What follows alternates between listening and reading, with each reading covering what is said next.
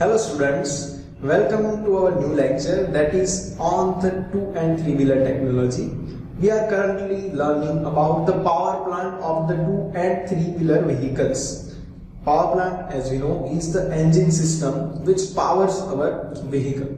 Until then, we have seen about the working of the 2-stroke and 4-stroke engines, as well as we saw about the pod timing and bar timing diagrams. From now on, we will see about the fuel supply systems, how the fuel is supplied in the 2 and 3 wheeler vehicles, and what are the systems that are used in the system that supply the fuel, such as petrol in case of the engine of the 2 and 3 wheeler. In the case of the 2 and 3 wheelers, mostly we will see about the petrol engine, and we will see about the injection system that is used to supply the fuel. Mostly to supply the petrol in the engine, we have to mix it with the air before supplying it into the engine. In case of the diesel is injected directly into the engine after compressing the air. But the thing will be opposite in case of the petrol engine. The fuel and air will have to be mixed before it has been inserted into the engine. So how that can be achieved is that there are mainly two types of fuel supply system that can be used for the petrol engines. First one is the carburetor. The process is known as the carburation process. In the carburetor, the component that is named as the carburetor, the function that is done is to mix the fuel and air at a required pressure. And after that mixing, both of the things that we will call as the charge. The charge is the mixture of fuel plus air. That charge will be supplied into the engine after mixing. So first one is the carburation, and the second thing is the fuel injection. The fuel injector will be used to supply the fuel into the engine intake manifold. Right? In the case of the diesel engine, we also use the fuel injector, in which the fuel is supplied directly into the engine. It is generally arranged in place of the spark plug in case of the diesel engine.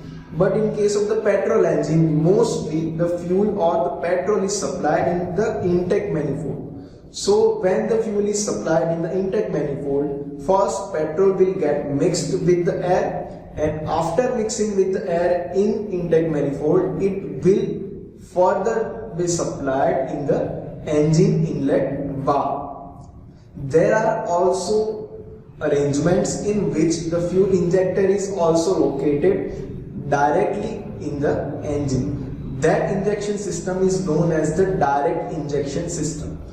But generally in case of the 2 and 3 wheelers, the direct injection of the petrol is not used. Mostly indirect injection, which means the injection of the petrol in intake manifold, is done in case of the 2 and 3 wheeler engines. So two things that needs to be learned is first the carburetor, and after that we will see about the fuel injection. So now we will see about the principle and the working of the carburetor. The carburetor which you are seeing right now is the piston type carburetor, which is generally used in the 2 and 3 wheeler vehicles, or which was generally used in 2 and 3 wheeler vehicles. So first let's see how the carburetor works and how the mixture of fuel and air is done. So to understand the principle of the carburetor, let's see that this type of carburetor which is used, and if we explore the carburetor, we can see one simple tube from which we will supply an air, normal atmospheric air. When we supply the air from this tube, the pressure of the air outside the tube should be atmospheric pressure, and the pressure inside the tube should be below the atmospheric pressure. So according to the Bernoulli's law, if the pressure is lower than atmospheric pressure, other fluid which is connected below the tube, that is a petrol, so that petrol will be sucked into that tube if the pressure difference is created. So to create that pressure difference, the venturi is provided between that tube. That venturi reduces the area so that the pressure will be reduced from that tube, and because of the reduced pressure, the fuel or the petrol will be sucked into the tube because of the pressure difference which is created when the air is supplied from the carburetor. So this is a simple principle of the carburetor on which the carburetor works and on which it supplies the fuel plus air into the engine. Now in this you can see the venturi is given for the variable adjustment, which can be done with the help of the piston and which will be connected with our throttle valve. The throttle, when operated more, the area will be more and the fuel supplied will be more with the help of the more throttle. So that can be adjusted with the piston that is been provided in the carburetor. Generally, in case of the carburetor, there are mainly different jets are provided to compensate the fuel flow whenever required. You can see right now the piston and in which the needle is provided. When the needle is lifted, only after that the fuel will come into the engine. That will be connected with our throttle valve. Let's see one small animation in which how it will work. You can see right now the venturi is at lowest position and main jet is covered because of the needle. When the air is supplied from that tube, the needle or we can see the venturi will be lifted.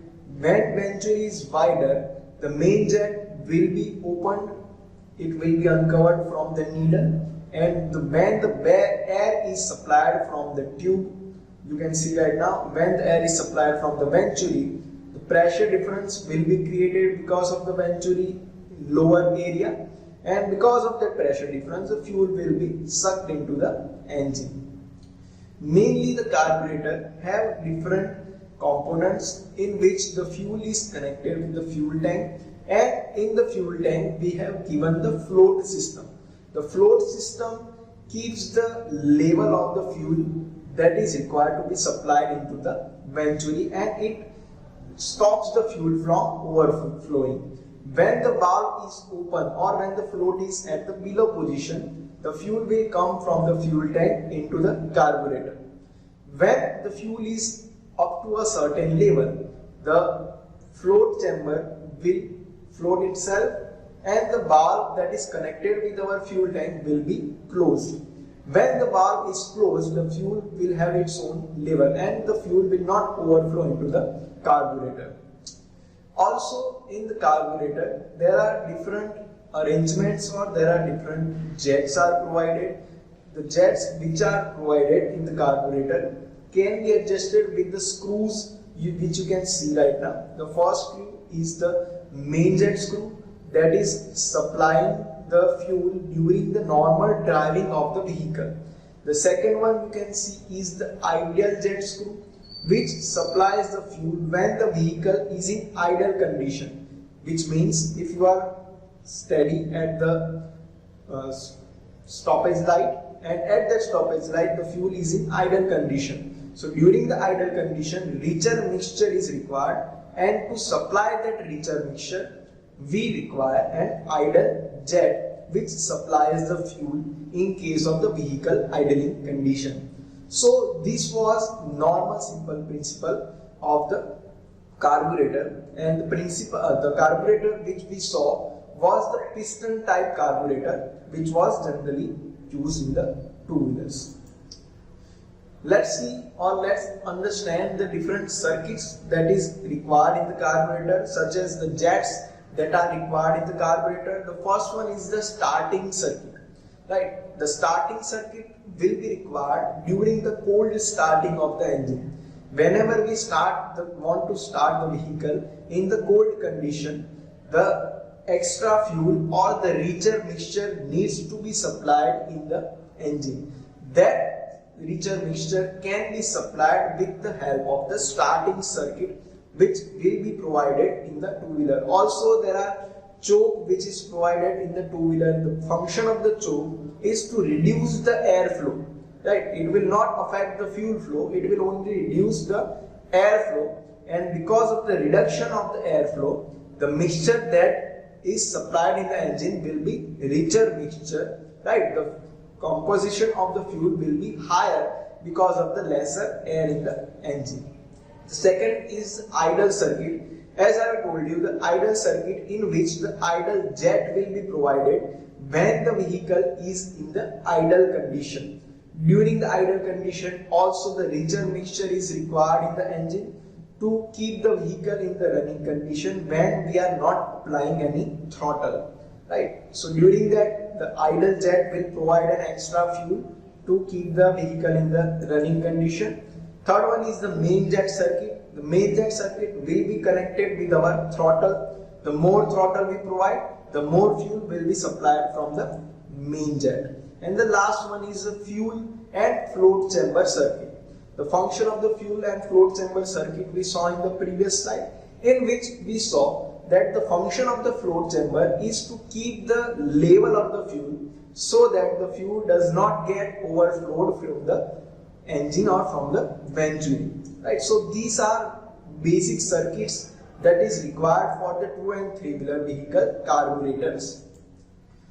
After, there is a certain types of carburetor which is used in the 2-wheeler. The first one, that is piston type carburetor, that we already saw in the previous slides.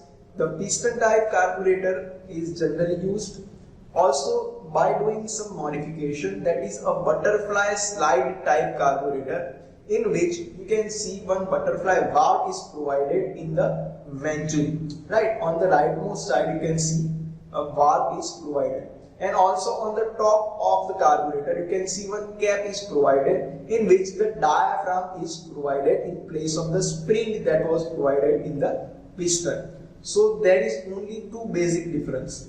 Generally in the 2-wheelers, when we want to increase the average of the vehicle, or we want to reduce or increase the range of the vehicle, which means the fuel supply of the vehicle, we tell the serviceman that we want to change the range.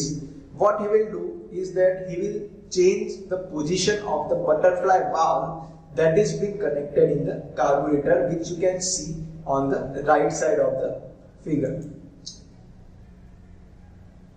So in these two types, generally butterfly type carburetor was widely used in the 2-wheeler vehicle engines. Right. So first you can see in the case of the piston type carburetor, you can see that it is at closed position, which means the fuel was not being supplied into the engine. After that position, you can see all the components of the carburetor. First one is the throttle cable, which will be connected with our accelerator wire. Second one is the piston type throttle valve. Now the piston type valve will be connected with our throttle. Whenever we operate, the fuel will be supplied.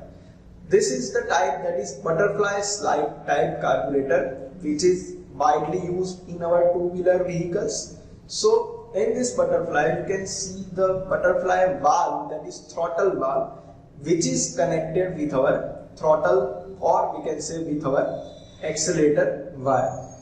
When the butterfly valve will operate, the air will be supplied from the venturi and the piston, which will move in the upward direction, and the fuel flow will start from the carburetor.